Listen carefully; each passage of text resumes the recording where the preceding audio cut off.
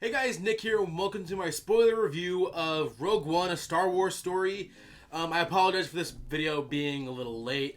I just got back from seeing the movie for the second time, and I wanted to make sure that I gave myself enough time to see the movie again before I discuss spoilers and go into detail about things I liked that I couldn't bring up in my non-spoiler review. But, I mean, it's not like anyone really watched my non-spoiler review. It's only like 20 views right now. But that's besides the point. So here are my spoiler thoughts on Rogue One. And again, if you guys haven't already been warned, if you guys haven't seen the movie yet, which most of you probably have already, you know, again, there will be spoilers. I'm going to be spoiling everything. You guys have been warned. Everyone dies in this movie.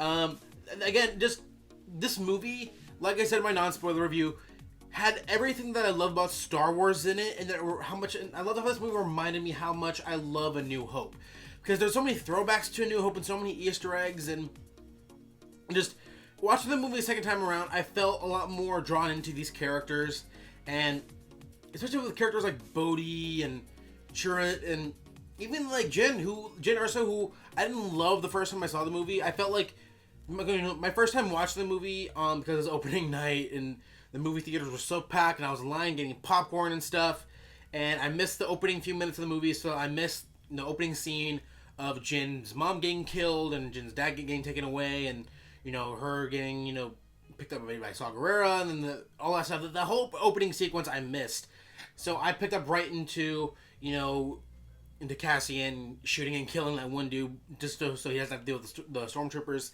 So this time around, I feel a lot more of an emotional connection to Jyn that I didn't feel the first time around when I watched the movie. So that was something I'm definitely glad I caught the second time around. And there's so many more things I was able to enjoy this time around.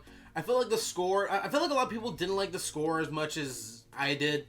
Because Michael Giacchino, or Giacchino, or however you say his last name, the composer for this movie, he only had about like 4 to 5 weeks to even do the score for this movie, compared to John Williams having like months and months and months of prep time to create the score for The Force Awakens. And honestly, I found myself enjoying the score. I mean, it didn't necessarily like wow me, but it felt like a Star Wars score to me. Like it definitely had like those John Williams isms of it that I really enjoyed.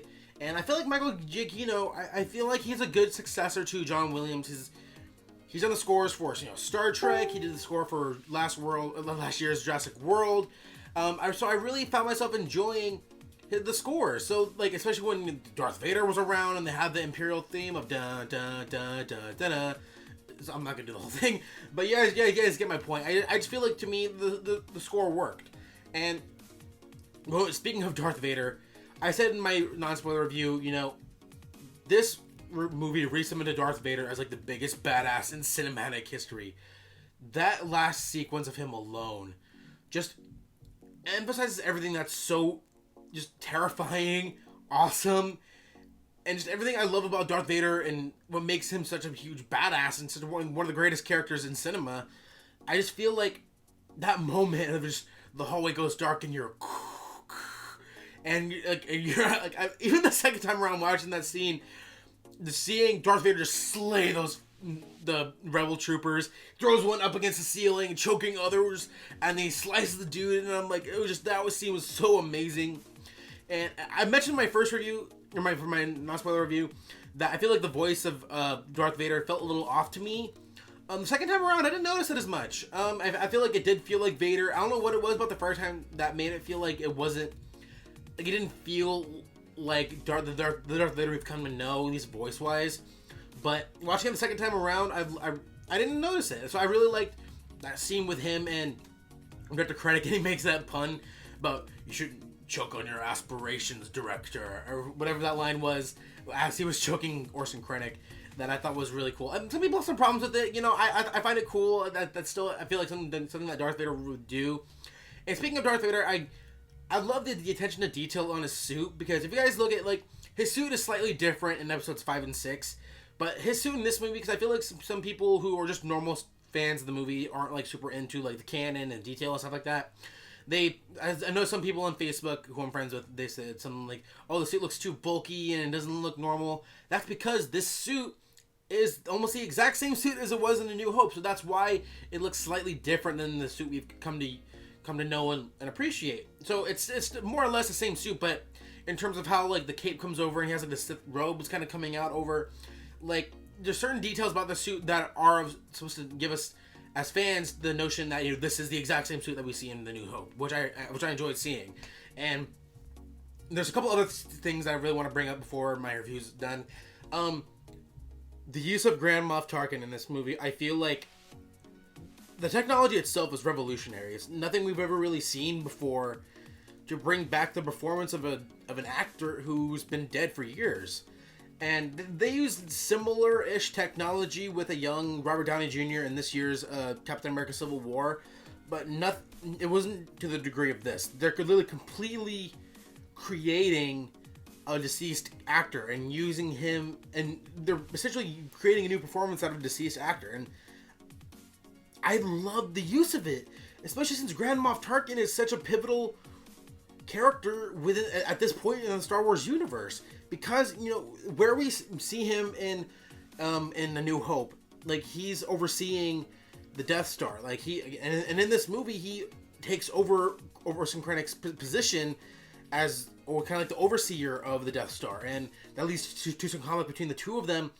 And you really get the feeling that like Grand Moff Tarkin, even in this movie when it's not even actually Peter Cushing, and I just feel like the way they used him in this movie, they were gonna, in a way, kind of like Vader, they re-cemented him as one of the coolest characters in Star Wars because of how highly he's ranked up within the Empire, and just in the relationship between him and Vader. And then in this movie, seeing how cool it is to see him talk down to Orson Krennic. And I just feel like, and the CGI used again was just so revolutionary. And at first it was a little jarring to get used to, but I feel like I love the use of Krennic in this, or not Krennic, but Grand Moff Tarkin in this movie, and the way they used that technology was the way they brought back Princess Leia for that final scene, because obviously you can't bring back Carrie Fisher. I mean, Carrie Fisher's alive and well, but she's an aged woman. She doesn't look as young as she used to, so you run the risk of, if you cast a young Leia, then you're gonna make a lot of people mad. So I love the use of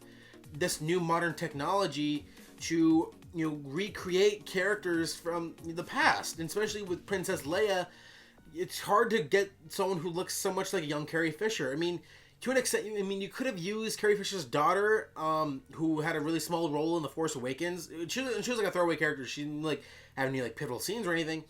But the use of that technology in one of the final scenes in the movie of Leia, also a little jarring. And I feel like this movie is gonna change the way people use CGI on characters now. Because while you still tell it's CGI, the fact that we're even using CGI to create living, breathing human characters in these movies is something that I don't think any of us were expecting going like 5-6 years ago. Because yes, you had the characters in Avatar, but they were aliens, so you can get away with them not looking 100% human. Even then, that technology was revolutionary. It was revolutionary at the time because you had human-like characters, and that was the first real huge scale use of that technology, other than like the Lord of the Rings and Gollum, and and to an extent Peter Jackson's King Kong. But in Star Wars, it was to bring these characters back. I loved seeing Grand Moff Tarkin, and I'm glad they kept the appearance of Peter Cushing, because I think no one else could have brought such gravitas to that character other than Peter Cushing, because Grand Moff Tarkin was one of my favorite characters in A New Hope. And obviously I love seeing Princess Leia again, CGI or not. I love how this movie brought back those characters for us, and just again seeing those characters reminding me again how much I love A New Hope, and seeing Bail Organa, seeing Mon Mothma, seeing the Rebellion, and seeing even like a small Easter egg, you see the Ghost from Star Wars Rebels, seeing how this movie's really tying all of the movies this really does tie in so much of the Star Wars universe together, because you have the Ghost from Star Wars Rebels, you have Bail Organa, and Jimmy Smits from the prequels, you have Darth Vader, you have Princess Leia, you have Mon Mothma, all these different characters and things coming together to form this really great movie. And even in this movie, we have all these characters and surroundings that we're familiar with. We do have all these great new characters, especially with Bodhi and Chirrut and Baze. What's his name? I forget off the top of my head. I feel like all these characters introduced, Cassian Andor and Jyn Erso, and even Galen Erso with Mads Mikkelsen, I feel like there wasn't a character introduced in this movie that I didn't like.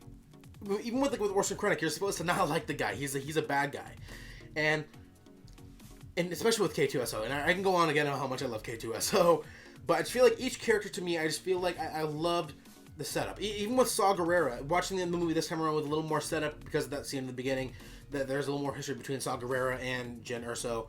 I loved it. I loved, just, again, tying in, even like what I was mentioning earlier, Saw Gerrera, a character from Star Wars The Clone Wars. So again, you're really tying in the whole universe together and bringing in all these characters and giving them, allowing such great actors to portray these characters. And it's sad to see, literally almost every single character other than Vader and Tarkin and Leia and Bail Organa and some of the other rebels, pretty much, yeah, every single main character in this movie dies.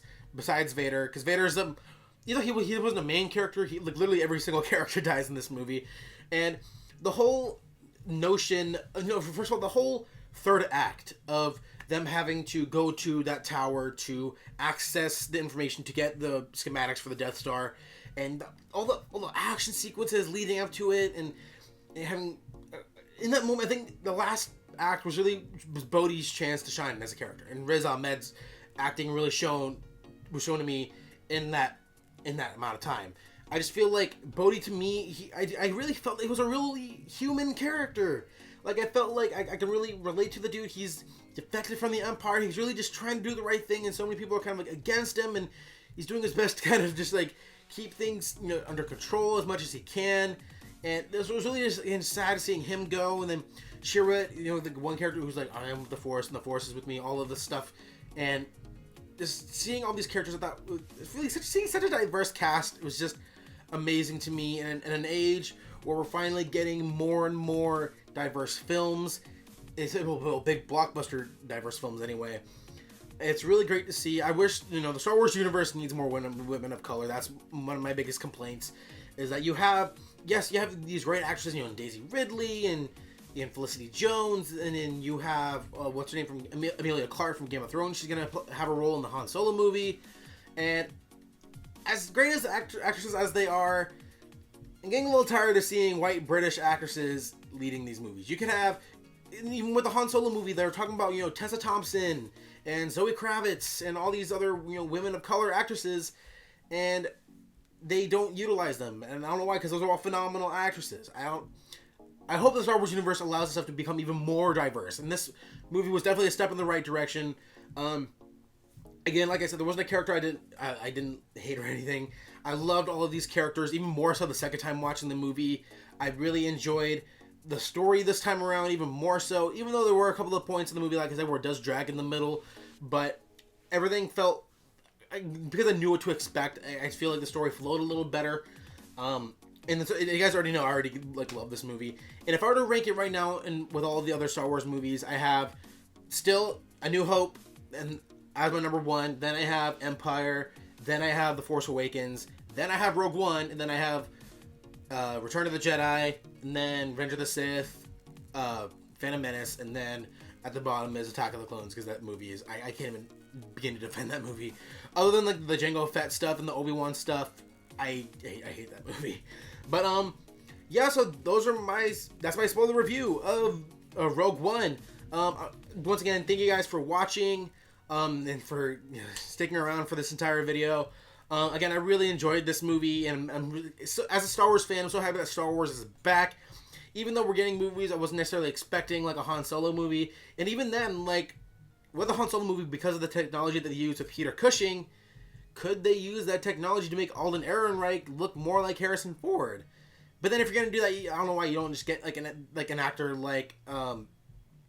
there's an up-and-coming actor who played young Harrison Ford in that movie Age of Adeline. I can't remember his name off the top of my head, but okay, Anthony M. Gruber. That's his name. He's not young up-and-coming actor who looks and sounds just like young Harrison Ford. I don't know why they didn't utilize him. If they're gonna, I don't know what they're gonna do. I'm still hopeful for the Han Solo movie. I'm super excited for Episode 8 and the whole Star Wars universe moving forward. And this movie was a great installment in this new set of movies. And I'm just happy Star Wars is back and here to stay. So, once again, thank you guys for watching. If you guys haven't seen my non-spoiler review, go and check that out as well. Subscribe to my channel for all the other videos that I'll be putting up throughout the holidays. And if not, thank you guys for watching again. I know I've said that a ton of times already. If you give this video a like, and what did you guys think of the movie? Sign your thoughts in the comment section below. Was there anything I didn't bring up that you guys want me to bring up? Sign your thoughts in the comment section below. And yeah, that'll be it for me. So that's it. And I'm done rambling. Have a good one, guys.